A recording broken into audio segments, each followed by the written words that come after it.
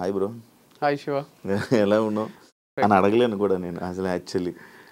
ఏమైంది సడన్గా close అమ్మేయడానికి sale? రీసెంట్గా అయితే ఒక రీల్ చేసిన, అది ఎంతవరకు రీచ్ అయిందో నాకు తెలియదు, కానీ వాళ్ళకు మట్టుకు మళ్ళీ ఒకసారి రిపీట్ చేస్తా. ఏం లేదు, దీంట్లో ఇంటర్వ్యూస్ ఇవ్వడం నా పైన నెగిటివ్గా, దానివల్ల వచ్చిన నెగిటివిటీ వల్ల సేల్స్ డ్రాప్ అయినాయి. సో ప్రోడక్ట్స్ ఆర్గానికా కాదా అనే డౌట్ క్రియేట్ అయింది. అండ్ దాంతోపాటు గచ్చిబౌలి స్టోర్ కూడా బాగా నడుస్తుండే, అక్కడ కొంచెం ప్రజలు ఎవరేం మాట్లాడినా లైట్ తీసుకొని వాళ్ళకి కావాల్సిన ప్రోడక్ట్ వాళ్ళకి వస్తుందా లేదా అని వచ్చేవాళ్ళే. అక్కడ లిఫ్ట్ ప్రాబ్లం వల్ల కొంచెం సేల్స్ అక్కడ కూడా డ్రాప్ అయినాయి. 2 మెయిన్ రీజన్స్. ఒకటి నెగిటివ్గా ఇంటర్వ్యూస్ ఇవ్వడం వల్ల వంశీ మంచోడు కాదు అనేది, అండ్ ప్రోడక్ట్స్ మంచివి కాదు అనేది. అది బాగా ఇంకిపోయింది అనుకోండి మైండ్స్లోకి. అది నేనున్నా యాజ్ అన్ ఆడియన్ నేను కూడా బిలీవ్ చేస్తుంది, అవునేమో కరెక్టేనేమో అని నమ్మేటోనే. ఇప్పుడు టైటాన్ వాచ్ ఉంది, మంచిది కాదు అన్నారు అని చెప్తే, అరే అనవసరంగా ఇన్ని రోజులు అది వాడినా కదా, కోటిలో 50 రూపాయలకే దొరుకుతుంది అన్నారు అని నేను కూడా కోటిలకు పోయి కొనుక్కుంటా. అట్లా నమ్మిండ్రు. సో దానికి ఎవరిని తప్పు పెట్టేది లేదు. అందుకోసము సేల్స్ డ్రాప్ అయితే నేను అప్పులు తీసుకొచ్చి బయట నుంచి పెట్టి ఇంకా లాస్ చేసుకొని నడిపించలేను కదా. ఆల్రెడీ అప్పులు చేసినా లాస్ అయినా, ఇంకా లాస్ ని మల్టిప్లై చేసుకోవడం ఎందుకు అని బంద్ చేసేసిన. లాస్ చాలా ఎక్కువ లాస్ అయిందా? అంటే ఇంటీరియర్ కి అంతా లాస్ అయినట్టే, దానికి లక్షలు ఖర్చు అయింది. వేరే అన్ని కొంచెం బ్రేక్ ఈవెన్ అయినా, ఇంటీరియర్ వరకు లాస్ అయినా. అంటే అది నేను ఎందుకు చెప్పించిన అంటే, అంత గ్రాండ్గా 30-40 ఏళ్ళ ఊహించుకున్నా నేను. ఈ వంశీ ఫార్మ్స్ అనేది నేను చచ్చిపోయేంత వరకు ఉంటుంది అనే ఇమాజినేషన్లో స్టార్ట్ చేసింది. లేకపోతే నేను కూడా సింపుల్గా ర్యాక్స్ ఏవో పెట్టేసి చేస్తుంటే, కానీ అంత పకడ్బందీగా చేయడానికి రీజన్ ఇది పెద్ద ప్రాజెక్ట్ లా తీసుకున్నా, 30-40 ఏళ్ళ ప్రాజెక్ట్. ఇట్లా 1 yearలో క్లోజ్ చేయాల్సి వస్తుందని కల్లో కూడా అనుకోలేదు, కానీ చేయాల్సి వచ్చింది. ఇదంతా డివైడ్ వల్ల అని అనుకోవచ్చా? దేనివల్ల డివైడ్ అయిపోవడం వారిది అట్లేం లేదు. 2 సక్సెస్ఫుల్ గా రన్ అయినాయి. ఇంటర్వ్యూస్ రానంత వరకు నాకు తెలిసి వాళ్ళ సేల్స్ కూడా డ్రాప్ అయింటాయి నా అనాలిసిస్ ప్రకారం. మొత్తం ఆర్గానిక్ ఫీల్డ్ పైన దెబ్బ పడ్డది ఇది కొంచెం, దానివల్ల సేల్స్ డ్రాప్ అయినాయి అనమాట. డివైడ్ అయినాక కూడా 2 గ్రో అవుతున్నాయి సైమల్టేనియస్ గా. ఐ కుడ్ సీ దట్ వాళ్ళది సక్సెస్ఫుల్ గా రన్ అవుతుంది, మనది సక్సెస్ఫుల్ గా రన్ అవుతుంది. 2 ప్రాఫిటబుల్ ఉన్నప్పుడు దెబ్బ కొట్టిండ్రు. బట్ అది ఇంకా స్టిల్ కంటిన్యూ అవుతుంది. కానీ ఎట్లా కంటిన్యూ అవుతుందో మనకు తెలియదు కదా. యాజ్ ఫార్ యాజ్ మనం వాళ్ళ పక్క నుండి ట్రావెల్ చేసి చూసేంత వరకు వాళ్ళకి టఫ్ ఉందా మరి ఈజీ ఉందా ఎట్లుంది అనేది మనం చెప్పలేం. నాలుగు ఓపెన్గా వచ్చి చెప్తే కానీ మనకు తెలియదు అనమాట. వాళ్ళ బిజినెస్ రన్ చేసుకుంటున్నారు, మాకు ప్రాఫిట్ వస్తుంది, లాస్ వస్తుంది, మాకు ఇన్ని లక్షల లాస్ వచ్చిందనో ఇన్ని లక్షల ప్రాఫిట్ వచ్చిందనో చెప్తలేరు కదా. అందుకు మనకు చెప్పలేము. నడిపించినంత వరకు నడిపిస్తారు, but don't know whether it's profitable or no. Vamshi ఫార్మ్స్లో ప్రొడక్ట్స్ చాలా హై క్వాలిటీ, ఎక్కువ క్వాలిటీ కానీ లేకపోతే రేట్లో కానీ ఎక్కువ హై పీక్లో ఉండడం వల్ల, అంటే క్వాలిటీ పెరిగితే ప్రొడక్షన్ ఏదైతే పెరిగిందంటే ఆటోమేటిక్గా రేట్లు పెరిగితే అన్నీ పెరుగుతుంది. దానివల్ల బిజినెస్ డౌన్ అయ్యింది అని నెటిజన్లు అంటున్నారు. అదేం లేదు, అంటే రేట్స్ అట్లున్నప్పుడు కూడా వీళ్ళు ఎవరైతే నెగటివ్ స్ప్రెడ్ చేయలేదో సేల్స్ బాగానే ఉండే. అట్లాంటప్పుడు ముందు రేట్స్ కి తర్వాత రేట్స్ కి పెద్ద తేడా లేదు, ముందు రేట్సే కంటిన్యూ చేస్తూ వచ్చిన. రేట్స్ ఎక్కువ అనేసరికి ఇప్పుడు మనకు రేంజ్ రోవర్ కార్ కూడా ఎందుకు కొంటావు 1.5 పెట్టి, నువ్వు మంచిగా ఇది కియానో ఏదన్నా తీసుకో టాప్ మోడల్ అయిపోతుంది, సేమ్ ఫీచర్స్ ఉంటాయి అంటే మనకు కూడా సేమ్ ఇంజన్ దాంట్లో కూడా ఉంటుంది అంటే డౌట్ వస్తుంది కదా. అట్లా ఎవరైనా డౌట్ అట్లా చేసిండ్రు వీళ్ళు. ఈ ప్రోడక్ట్ బేగం బజార్ లో దొరికేది వంశీ ఫార్మ్స్ లో దొరికేది సేమ్ అంటే ఎవరికైనా కిరాణా షాప్ పోయే తీసుకోబోద్ది అవుతుంది, కానీ నా దగ్గరికి ఎందుకు వస్తారు? యాక్చువల్గా 2 డిఫరెంట్, మన ప్రీమియం కార్ లాగా అది నార్మల్ కార్ లాగా. బట్ స్టిల్ పీపుల్ బిలీవ్ చేయలేదు, అరే నువ్వు డబ్బులు దోచుకోనికనే పెట్టినావు అనుకున్నారు. అట్లా నేను తగ్గిస్తా తర్వాత అన్న, లాస్ వచ్చినప్పుడన్నా మొత్తం తగ్గించి అమ్ముతా కదా. అసలు ఇంపాసిబుల్ ఉంది, మన కాస్ట్ ప్రైజే ఎక్కువ ఉంది. ఆర్గానిక్ పండించే వాళ్ళు కానీ వాళ్ళు ఇచ్చే ప్రైజెస్ కానీ ఎక్కువ ఉన్నాయి కాబట్టి నేను ఎక్కువ పెట్టాల్సి వచ్చింది, నేను ఒప్పుకుంటున్నా. మరి తక్కువ లేవు, కానీ వేరే ఆర్గానిక్ స్టోర్స్ లో కూడా అంతే ఉన్నాయి. నాది ఒక్కటే ఎక్కువ వీడియోస్ చేసి రోజు 2 చేసి అందరికి ఈడెంతున్నాయి చూద్దామని వచ్చి రేట్ల పైన కూడా వీడియోలు చేసిండ్రు.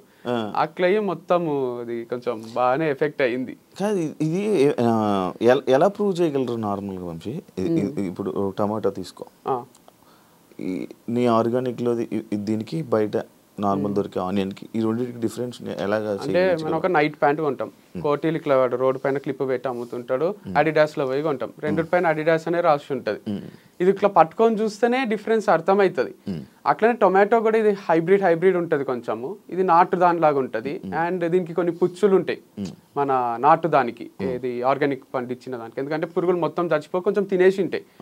సో డిఫరెన్స్ అర్థమవుతుంది, రెగ్యులర్గా ఈ ఫీల్డ్లో ఉన్న వాళ్ళకి అర్థమవుతుంది. లేకపోయినా రెగ్యులర్ గా పండించే వాళ్ళు ఫార్మర్స్ ఉన్నారు, అందరికి నోటెడ్ వాళ్ళకి ఒక గ్రూప్ ఉంటుంది. పాస్ట్ 5 years 6 years 10 years నుంచి వాళ్ళ దగ్గరనే తీసుకుంటున్నారు అందరూ, వాళ్ళ దగ్గర నుంచే అమ్ముతున్నారు అందరు. సో అందుకోసము దీంట్లో కనుక్కోవడం పెద్ద విషయం కాదు, రెగ్యులర్ గా వాడే వాళ్ళకి అర్థమైపోతుంది. టాటా సాల్ట్ ఎంత వేయాలి, ఆశీర్వాద్ ఎంత వేయాలని మన అమ్మకి అర్థమవుతుంది కదా, ఒక్కొక్క సాల్ట్ ఒక్కొక్క ఉప్పు క్వాంటిటీ ఉంటుంది దాంట్లో. అట్లా అందరికి అర్థమైపోయింది లేండి, ఇది వాడే వాళ్ళకైతే. కొత్త వాళ్ళకి మెల్లగా అర్థమైంది. ఇంకొకటి ఈ పాయింట్స్ అన్ని ఆడియన్స్ పాయింట్స్, ప్రొడక్షన్లో దమ్ము ఉంటే సేల్స్ అవుతాయి, కానీ అమ్మాయిలని అంబాసిడర్గా పెట్టుకుంటే సేల్స్ ఏమవుతాయి అంటే అదే రీజన్ అయితే సంతూర్ మమ్మీ అని సంతూర్ యాడ్ చేయరాదు. ప్రొడక్షన్ చేసుకొని అమ్మాయిని పెట్టకుండా సంతూర్ డాడీ అనో లేదా ఊరికే ఏదేదో చేసేసేయాలి, అట్లా ఉండదు కదా. ఇది వన్ ఆఫ్ ది స్ట్రాటజీస్ అంతే. అమ్మాయిని పెడుతున్నాడు అబ్బాయినా అంటే, నేను అనేది ఇప్పుడు నేను ఇంకొక అమ్మాయితో చేస్తున్నా కాబట్టి ప్రాబ్లం. కానీ ఒకవేళ నా కంపెనీలో నేను సీఈఓగా వెనకాలనే ఉండి ఇంకొక అబ్బాయిని అమ్మాయిని పెట్టి చేస్తే వీడియో, విరాట్ కోహ్లీని అనుష్కాని వాళ్ళు పెట్టినట్టు, అప్పుడు ఎవ్వరికి ప్రాబ్లం రాకుండే. వీడ ఈ పని నేనే చేసి ఆ పని నేనే చేసి వీడు అన్ని చేస్తాడా, వీడు వీడియోలు చేస్తాడు, వీడు వెనకాల ఉంటాడు ముందుంటాడు తిరుగుతుంటాడు రోజు వస్తాడు స్క్రీన్ పైకి అనే ఫ్రస్ట్రేషన్ తప్ప, దీంట్లో అమ్మాయి వేరు అబ్బాయి వేరు అనుకోండి ఒక వీడియోకి, అట్లా 10 videos చేపిస్తా, మళ్ళీ వాళ్ళకి డబ్బులు ఇచ్చి మళ్ళీ 10 videos చేపించింటే అబ్బాయి మీద ఎవరికి కోపం రాదు. అరే ఈడు మోడలే ఆమె మోడలే అనుకుంటుండ్రి, ఈడ సీఈఓ నేనే మోడల్ నేనే అయ్యేసరికి ప్రాబ్లం వచ్చింది. నేను స్క్రీన్ బిహైండే ఉండాలి, నేను బయటికి ట్రిప్స్ వేస్తూ అది కూడా పని చేసేసరికి అందరు ఎంజాయ్ చేస్తున్నా అనుకున్నారు, but it was two tough. So అంత సింపుల్ ఏం లేకుండే, అది కూడా బాగానే బిల్డ్ చేసిన. సో సత్తా ఉంటే ప్రతి ఒక్కరిగా కోటీశ్వరులు అయిపోతారు కదా ప్రోడక్ట్ లో. ప్రమోషన్ కి కూడా సత్తా ఉండాలి, అందుకే కదా సినిమా కూడా ఇన్ని ఆడియో ఫంక్షన్లు పెట్టి ఇంత చేసి మా సినిమా చూడండి రండి అని చెప్పుకుంటారు. మరి సత్తా ఉంటే సినిమా రిలీజ్ చేసేసేయాలి, వదిలేసేయాలి, వస్తారు థియేటర్లు పెరుగుతూ పోతాయి, అట్లా ఉండదు కదా. రీసెంట్ గా ఇంకొక అమ్మాయిని పెట్టి మళ్ళీ చేసావు కదా, మరి వర్కౌట్ అవ్వాలా?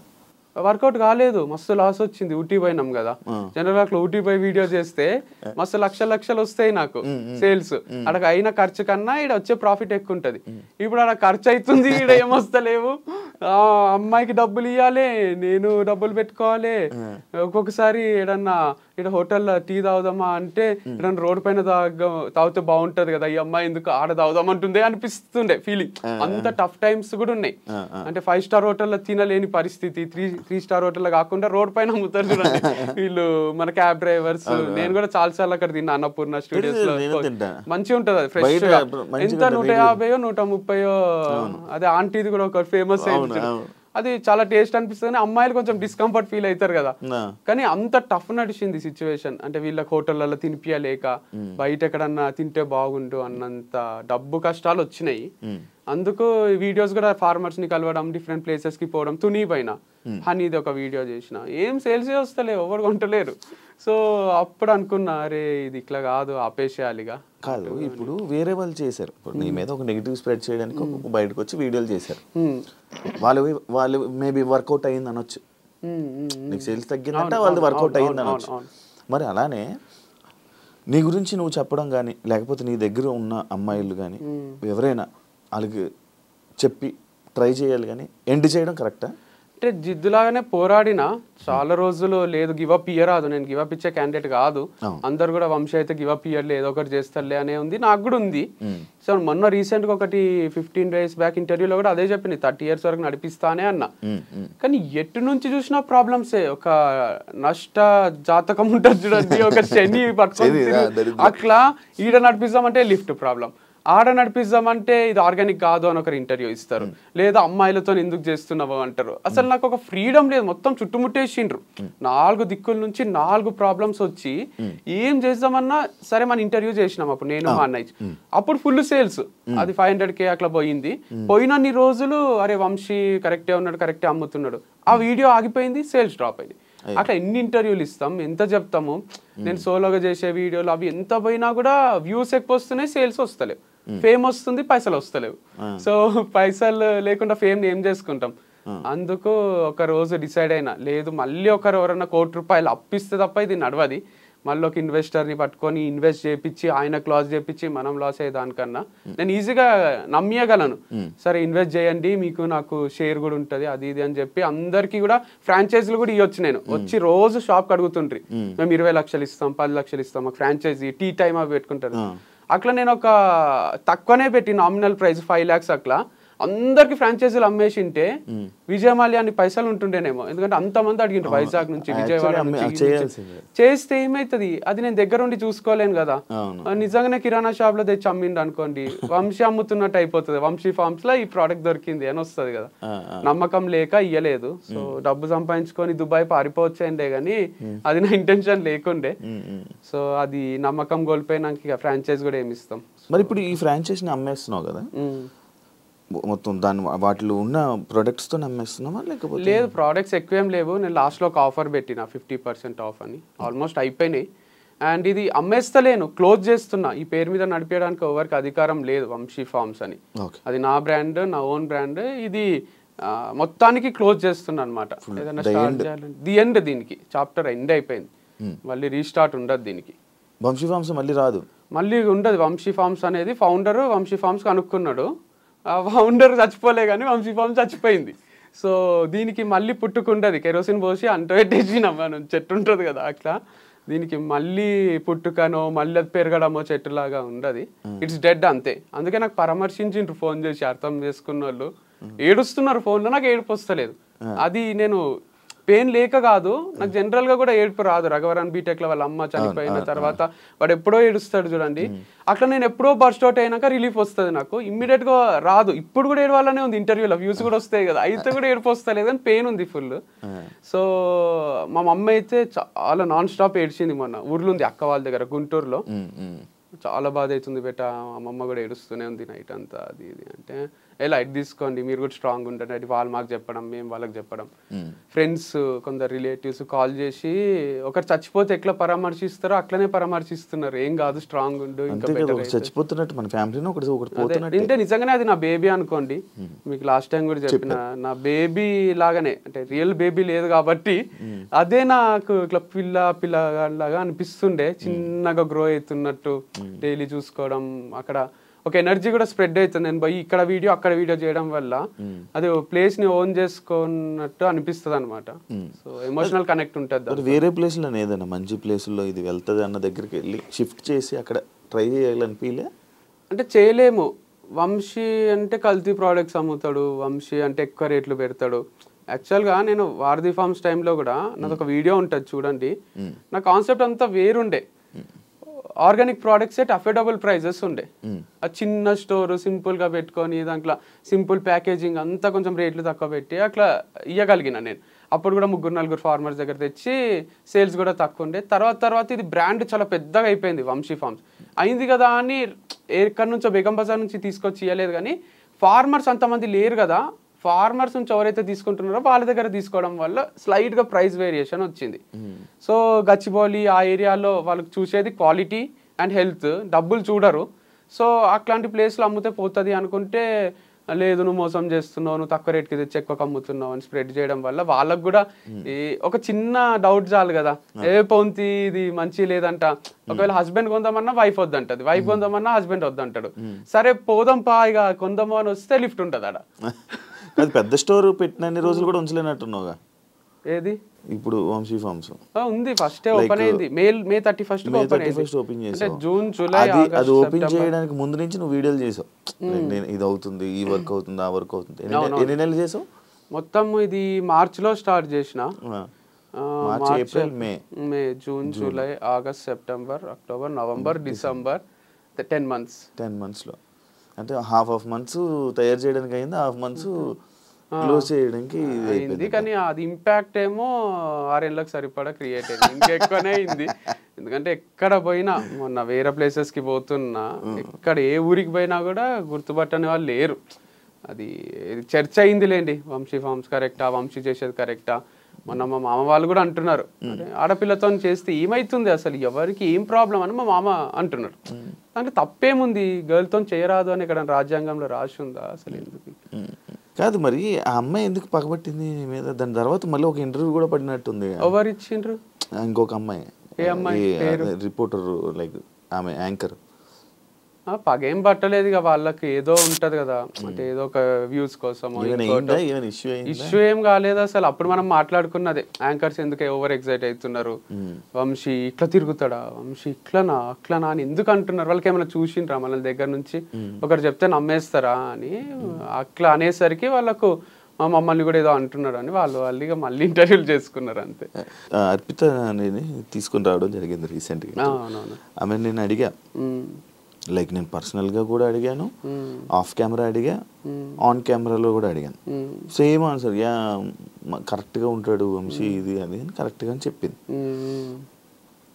బట్ ఆమె ఇంకా ఎక్స్ప్లెనేషన్ కరెక్ట్గా ఇవ్వలేకపోయిందేమో, బట్ అంత కరెక్ట్గా చెప్పింది, అంత బాగానే ఉండే మా మధ్యలో అసలు ఏ డిస్ప్యూట్ ఏం రాలేదు. నేను ఒకరోజు డబ్బులు లేక చెప్పిన ఇది కూడా, అదే డబ్బులు లేవు అర్పిత నీకు ఇయ్యలేను, ఆపేద్దాం వీడియోస్ అని ఇద్దరికి చెప్పిన, శ్రవంతికి అర్పితకు. అర్పిత సరే అన్నది, శ్రవంతి సరే లేట్గా ఇచ్చినా సరే నాకు కొంచెము టైం తీసుకొని ఇవ్వండి అన్నది. అందుకు ఇంకొన్ని వీడియో చేయగలిగిన, టైం తీసుకొని ఇస్తాము అని ఉద్దర పెట్టిన తన దగ్గర. వంశీ పర్సనల్ లైఫ్లో చేసిన తప్పు ప్రొఫెషనల్ లైఫ్లో కూడా చేశాడు అని అంటే యాక్సెప్ట్ చేస్తా? అంటే to some extent maybe it's true from others point of view.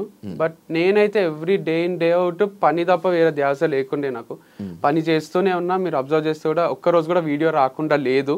అంత ఈజీ కాదు కంటెంట్ క్రియేట్ చేయడం. సో పర్సనల్ లైఫ్ లో కూడా నేను ఏ తప్పు చేయలేదు, స్ట్రాంగ్ గా నేను నమ్ముతాను, నాకు చుట్టూ ఉన్న వాళ్ళకి కూడా తెలుసు. అండ్ ఇది ఎట్లా జరుగుతుందంటే, నేను ఈ మధ్యన బిలీవ్ చేసేది అన్ని మన చేతిలో లేవు. అంతా మనం రైడ్ చేసుకుంటూ పోయినా ఎక్కడి నుంచో ఏదో ప్రాబ్లం వచ్చి మనం సఫర్ అవుతాం అనమాట. అట్లే సఫర్ అయింది నా పర్సనల్ లైఫ్, ప్రొఫెషనల్ లైఫ్ రెండు జీరో గానికే రీజన్ మొత్తం నేనే కాదు, అది చాలా మంది ఇంపాక్ట్, చాలా మంది ఇంటర్ఫియరెన్స్ ఉంది దీంట్లో. సో చాలా మంది నన్ను ఓన్ చేసేసుకున్నారు. ఎంత ఓన్ చేసుకున్నారు అంటే, ఇప్పుడు నేను తాగొస్తే ఇంటికి నైట్ డాడీ తిట్టిండు అనుకోండి, అది డాడీ వరకే. ఇప్పుడు నేను తాగేది, అమ్మాయితో తిరిగేది అంత డాడీ ఒక్కడే కాదు, నాకు మొత్తం లోకమంతా డాడీ అయిపోయిండ్రు. మొత్తం ఇంత మంది నా పైన ఎగబడి, నువ్వు ఇక్కడ చేస్తే కరెక్ట్, నువ్వు ఇది చెయ్యాలి అని ఒక టీచరు, ఒక ఫాదరు, ఒక పేరెంట్ లాగా, ఒక టీచర్ లాగా నన్ను ఇట్లా వేలు పెట్టి చూపిస్తున్నారు. ఎవ్వరికి ఏం ఎఫెక్ట్ అయితే లేదు. మళ్ళీ ఎఫెక్ట్ కాందే you have to travel in this way, this manner అని చెప్తున్నారు. సరే నాకు మంచినే ఉన్నా, నన్ను వదిలేసేయండి, నేను హ్యాపీగానే ఉన్నా, హ్యాపీనే పని చేసుకుంటున్నా అన్న.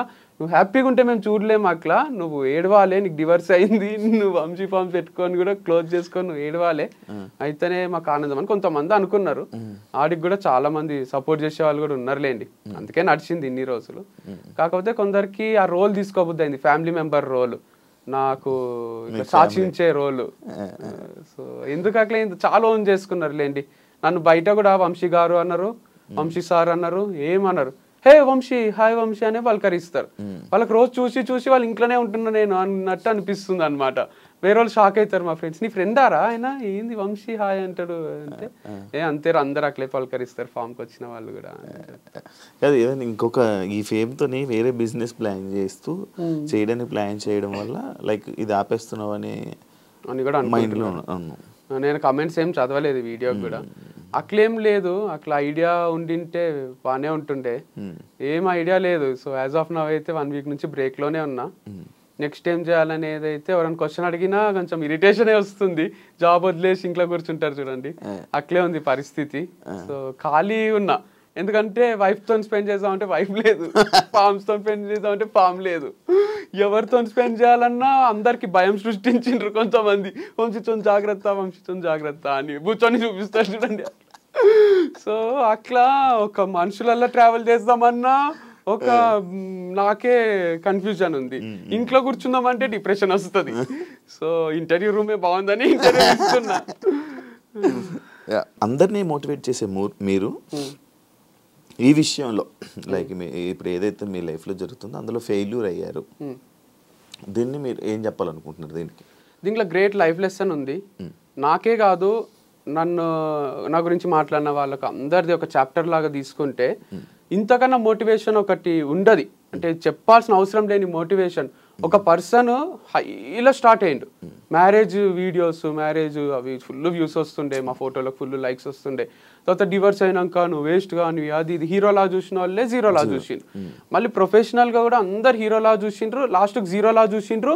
నేను ప్రొఫెషనల్గా జీరో అయితే సెలబ్రేట్ చేసుకుందాం అనుకునే వాళ్ళు కూడా బాధపడ్డారు. మీరు కమెంట్స్లో నాకు మా అన్న ఒకటి రెండు చెప్పిండు, నన్ను బాగా నెగిటివ్ చేసి నన్ను వీడు నాశనం అయిపోవాలి, వీడు అమ్మాయిలతో తిరుగుతుండు అది ఇది అనుకున్న వాళ్ళు కూడా అరే మా వల్లనే ఏమన్నా క్లోజ్ అయిందా అని బాధపడుతున్నారు. అంటే దీంట్లో ఏముందంటే లెసన్, ఒక ఎంపైర్ కూలిపోవాలంటే వాళ్ళే తప్పు చేయాల్సిన అవసరం లేదు, చుట్టూన్న వాళ్ళ తప్పుల వల్ల కూడా దాన్ని కూల్చేయచ్చు. వెన్నుపోటు అంటారు కదా, సో ఇది ఒక పెద్ద వెన్నుపోటు లాంటిది. ఇది నన్ను నేను ఊరేసుకొని చచ్చిపోలే, నేను వెనుక నుంచి వచ్చి కుచ్చి చంపినట్టు ఇది. సో నన్ను ఏం చేయలేక నా ఫార్మ్స్ ని చేసేసిండ్రు అని, అది కూడా హార్ట్ బ్రేకే. అంటే చాలా చాలా సెన్సిటివే ఇది, ఎందుకంటే లక్షల అప్పు ఉంది, అంటే చాలా అప్పు ఉంది. వాళ్ళందరూ అడుగుతున్నారు, వాళ్ళకి ఏం చెప్పాలో అర్థం కాదు, టైం తీసుకుంటున్నా. అండ్ దాంతోపాటు నెక్స్ట్ ఇన్కమ్ సోర్స్ ఏది లేదు నాకు, అందుకే ఇంత బాధపడుతున్నారేమో పేరెంట్స్ కూడా. అండ్ నా ప్లేస్లో ఉంటే వేరే వాళ్ళు సూసైడ్ చేసుకునే ఛాన్సెస్ ఎక్కువనే ఉండే. నేను బయటికి నవ్వుతున్నా కానీ చాలా సఫకేటింగే ఉంది. నేను ఎట్లా ఓవర్కమ్ చేసి బతకాలి కాబట్టి, ఇంకా ఫ్యూచర్ ఉంటది కాబట్టి, ఆ పాట ఉంటది కదా కేర్ ఆఫ్ కంచెరపాలెంలో, రేపే టౌన్ చూడాలంటే నీవునికి ఉండాలి గాని, సో రేపేం అవుతుందో చూడాలంటే మనం ఉండాలి కదా. అందుకు గుండె ధైర్యం ఒక్కటి ఉంది, ఇంకేం లేదు నా దగ్గర. అసలు ఆస్తులు కూడా లేవు, ఆస్తులు అని ఉంటే ఒక 2 ఎకరాలు అమ్మేసి అందరికి తీర్చేస్తుంటే అని, ఒక రూపాయి ఆస్తి లేదు, అప్పులు తప్ప ఏం లేవు. దాంతోపాటు నెగటివిటీ కూడా ఉంది. మరి ఈ నెగటివిటీతో మళ్ళీ వేరే బిజినెస్ చేయలేదు కదా, ఒకవేళ ఎదురు చేసినా కూడా మళ్ళీ అదే నెగటివిటీ స్టార్ట్. అంటే కంప్లీట్ లేదు కదా, 100 లేదు, 50-50 ఉంది. 50 మెంబర్స్ వంశీ హైలైట్ అంటారు, 50 మెంబర్స్ వంశీ వేస్ట్ గాడు అంటారు. సేమ్ బిగ్ బాస్ లా దాంట్లో ఉంటుంది చూడండి, కొంచెం అట్లుంది.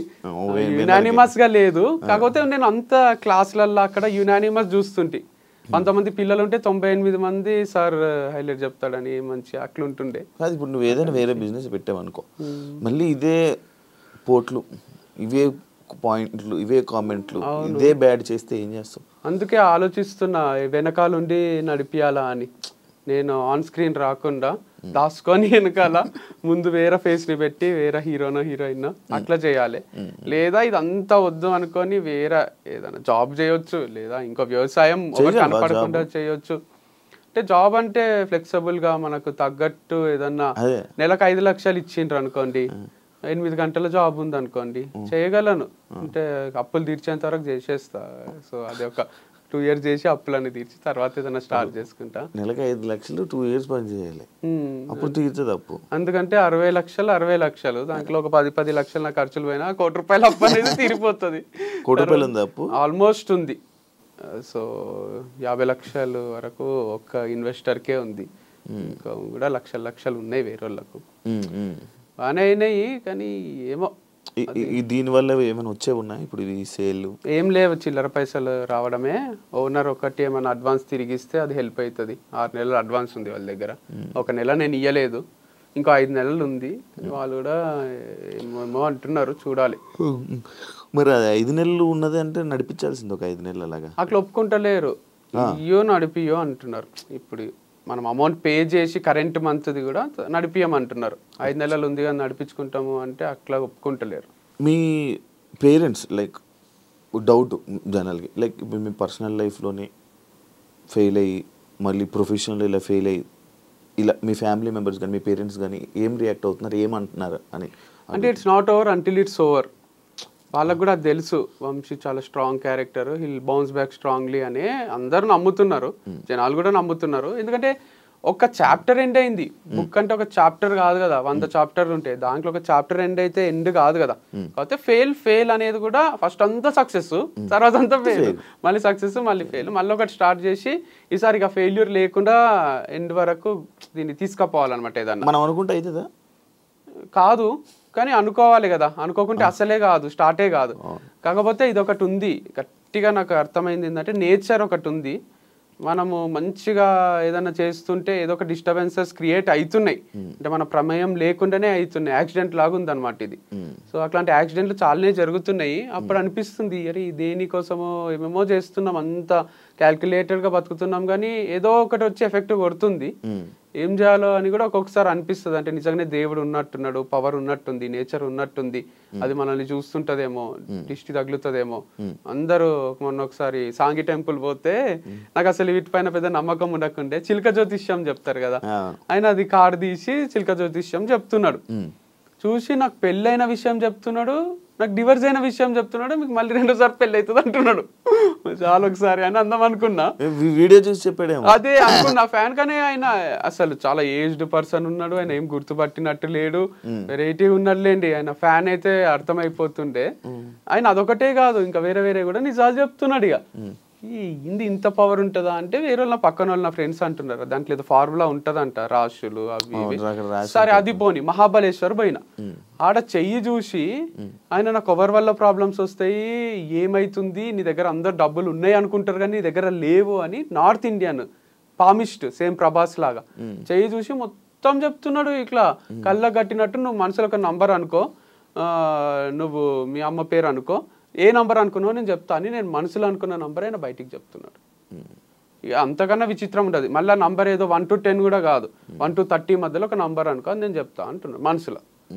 లిప్ రీడింగ్ లేదు, ఏం లేదు. అట్లాంటివి ఒక 5-6 విషయాలు చెప్పిండు ఆయన.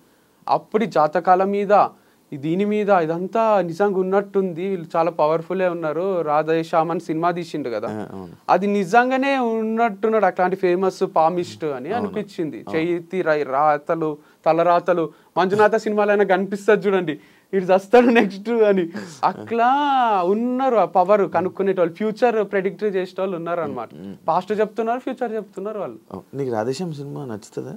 కొంచెం నచ్చింది, ఎండింగ్ అదంతా కూడా నాకు బాగా అనిపించింది. ఫ్లాప్ అయింది కానీ ఫ్లాప్ అయింది కానీ సమాజం యాక్సెప్ట్ చేయదు మనకి సినిమా నచ్చిందంటే, యాక్సెప్ట్ చేయదు.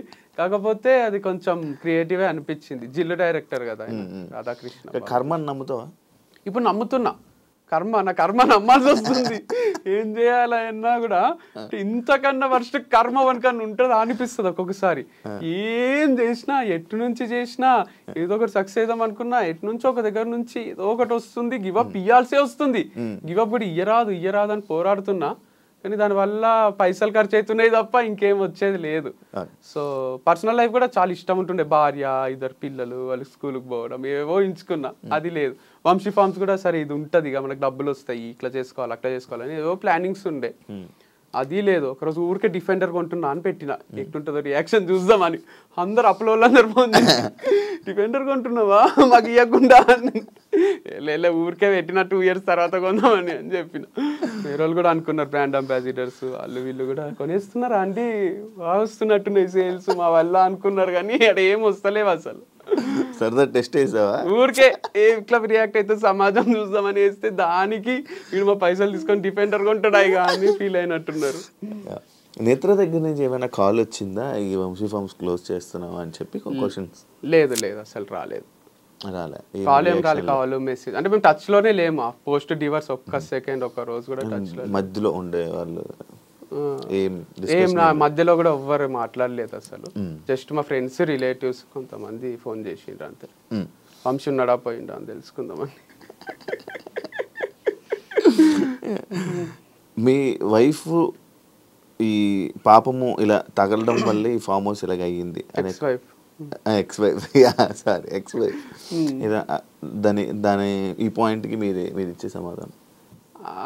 ఏమో మరి తిట్టుకుని తగులుతుందేమో, తిట్టుకుంది అని అయితే ఏమో గ్యారంటీగా నేను చెప్పలేను. అదైతే ఉంటది అంటారు, నరదృష్టి అనేది, ఒకటి తిట్టుకోవడం అనేది. చేపలు పెట్టి పోతారు చూడండి, మట్టి కొట్టుకొని పోతావు రా నువ్వు, మట్టి కొట్టుకొని పోతావు, ఇలా తీసి పని మనుషులు కూడా మనము జీతం టైంకి ఇవ్వకుంటే నాశనం అయిపోతారు, పురుగులు పడిపోతారు అంటారు కదా. అవి కొంచెం వరకు ఎఫెక్ట్ చేస్తాయి, అంటే వాళ్ళకి ఇట్లా ఉంటది కదా ఒక ద్వేషం. అది డోంట్ నో, అంటే తనని కాదు చాలా మంది ఉన్నారు లేండి. నాకు యాంటీకి ఎందుకు తయారైనరో నాకే తెలియదు, కానీ ఒక గ్రూప్ ఆఫ్ పీపుల్ ఉండ్రి ఇప్పుడు కొంచెం హ్యాపీగా ఉంటారు వాళ్ళు క్లోజ్ అయినందుకు. నాకు ఒక సర్కిల్ ఉంది, శత్రువుల సర్కిల్. వాళ్ళందరూ ఎప్పుడెప్పుడు వీడు నాశనం అవుతాడా, ఎప్పుడెప్పుడు వీడు మీ వాళ్ళే, మీ మనుషులే అంటే నాకు ఈ లైఫ్ జర్నీలో పరిచయం అయిన మనుషులు కొంతమంది ఉన్నారు. నేను నవ్వుతే చూడలేరు వాళ్ళు, నేను డబ్బులు సంపాదిస్తుంటే చూడలేరు, నేను కొలాప్స్ అయిపోవాలి, నాశనం అయిపోవాలి, వీడు ఎప్పుడెప్పుడు జీరో అవుతాడు. వంశీ ఫార్మ్స్ క్లోజ్ చేసినాక కూడా చాలా మంది ఫేస్లలో నవ్వొచ్చింది. అమ్మ వీడు మేము సేమా, వీడికి ఎంజాయ్ చేయలేదు, తుని పోయి అరకు పోయి ఊటీ పోయి అమ్మాయిలతోని, ఇక వీడు కూడా ఇట్లనే మనలాగా నేనే తిరుగుతుండాలి ఇక్కడ లోకల్లా అల్మాజ్ కూడా అని అందరు నవ్వుకుంటున్నారు. మంచిదే కదా, చాలా మంది హ్యాపీగా ఫీల్ అవుతున్నారు. నవ్వటమే వాళ్ళ గెలుపు. వెయిటింగ్ అంటావు.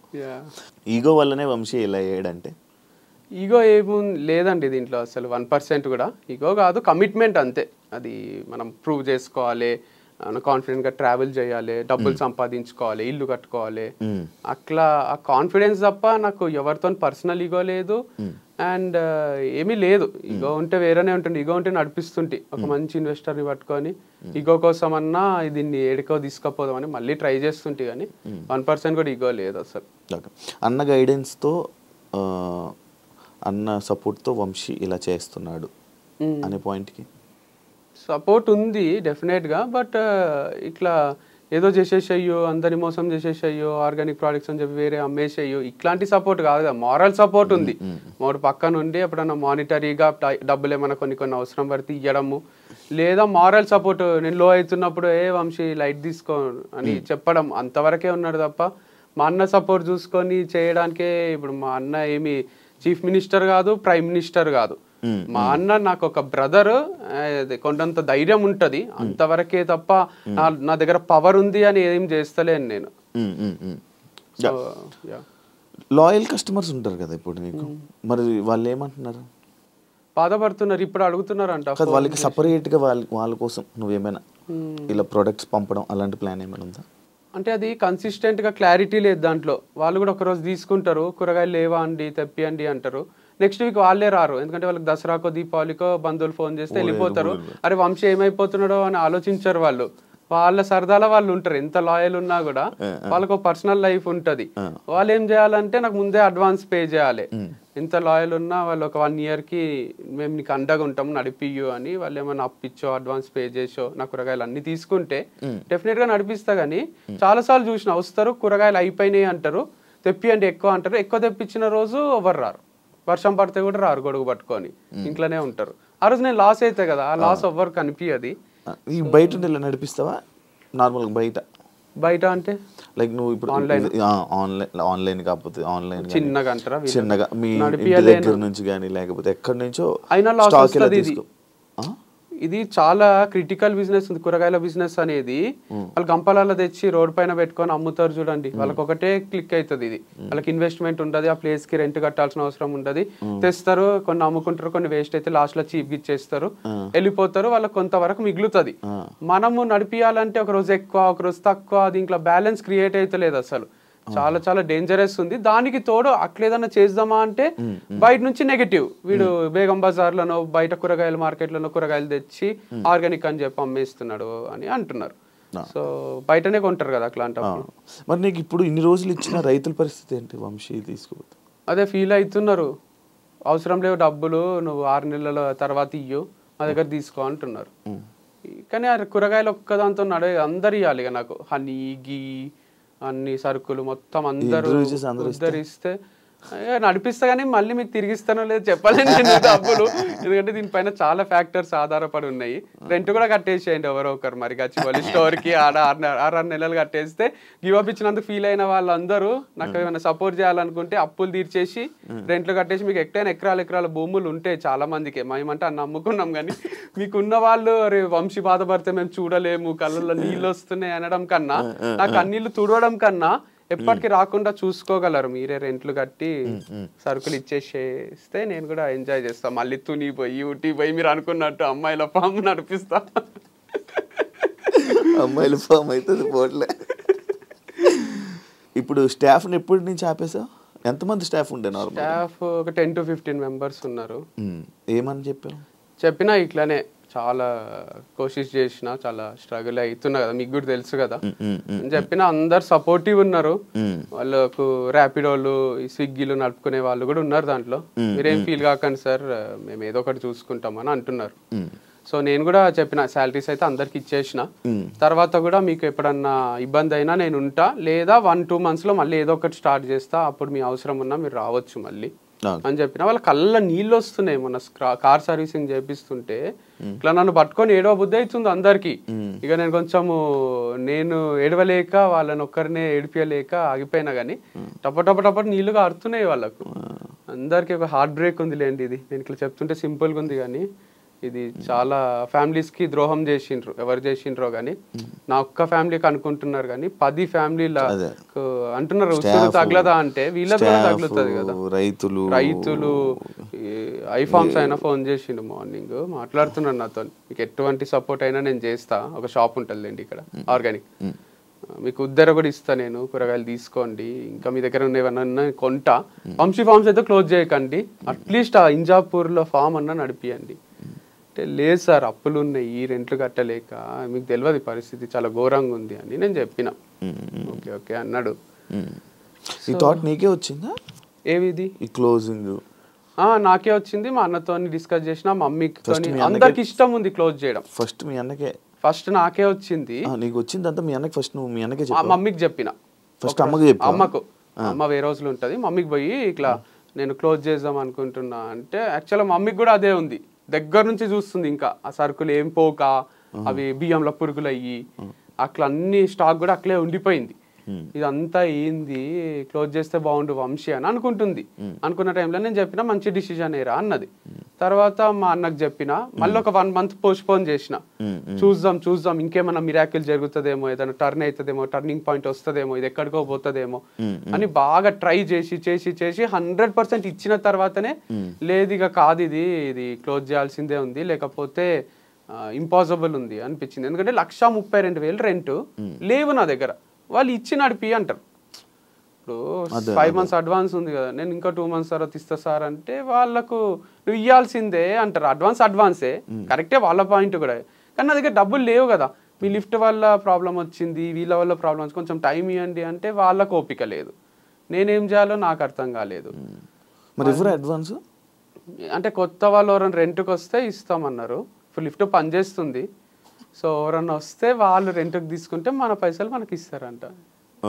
లాజికల్ లిఫ్ట్ పని చేస్తుంది అని చెప్పి నిజానే పని చేస్తుంది అంటే ఇంతకుముందు స్టార్టింగ్ లో చెప్పిన లిఫ్ట్ పని చేస్తుంది, మళ్ళీ లిఫ్ట్ పని చేయలేని షాప్ మాకెందుకు అనుకుంటారు కదా. ఇప్పుడు పని చేస్తుంది కానీ అందరికి అది రిజిస్టర్ అయిపోయింది, ఈ దగ్గర లిఫ్ట్ ఉండదు అని, అందుకు కస్టమర్స్ వస్తలేరు. ఇప్పుడు కూడా ఎన్నో ఫ్లోర్? 4th floor. చాలా డిఫికల్ట్ ఉంది లేండి అక్కడ. అది ఇన్స్టామార్ట్ కూడా ఉంది 2nd floor లో. బాయ్స్ ఎక్కి దిగి రెగ్యులర్ గా వాడుతూ ఉంటారు, రాళ్ళు పడుతుంటే దానివల్ల కూడా కొంచెం ప్రాబ్లం వస్తుంది. బ్రో ఒక పాయింట్ ఉంది, వంశీ ఫామ్ క్లోజ్ అవ్వడం, వంశీ ఈరోజు ఈ పరిస్థితిలో ఉండడం, దీని అంతటికీ మీరు నేత్ర చేతిలో ఓడిపోయారు అని అనుకోవచ్చా, లేకపోతే మీ బ్యాడ్ టైమా? ఈ రెండిట్లో ఏదంటారు? అట్లా కాంపిటీషన్ అంటే ఎప్పుడూ లేదు. నాకు వాళ్ళది గ్రో కావాలని ఉండే. నాది లాయర్ దగ్గర కూడా ఒక రోజు ఇది వారధి ఫార్మ్స్ డిస్ప్యూట్ వచ్చినప్పుడు అదే చెప్పిన, అది ఎంత గ్రో అయితే నాకు అంత హ్యాపీ అని చెప్పిన. అది ఏదో హీరో అయిదామని చెప్పింది కదా, నిజంగానే నాకు అది గ్రో కావాలి, అది నడవాలనే ఉండే. సైమల్టేనియస్గా నాది కూడా నడవాలని ఉండే. అంత మందికి సప్లై చేసే అంత హనీ కూడా మన దగ్గర లేదు.